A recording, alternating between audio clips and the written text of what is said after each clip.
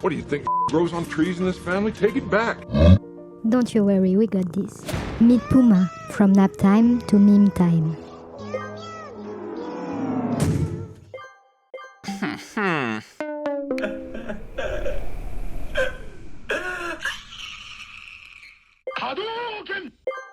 Check this out.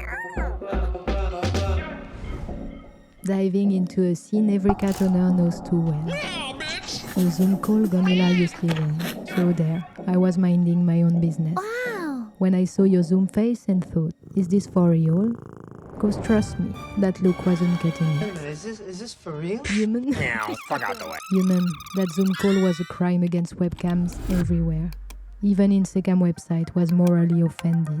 I had to step in and give the audience something worth staring at. Neko!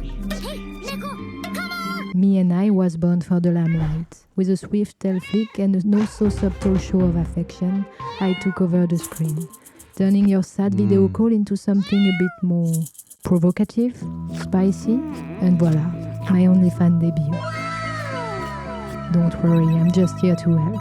My impeccable timing is turning your boring meeting into prime content because, let's face it, there is no filter yet created that could rescue you. I apologize for my cat's tail.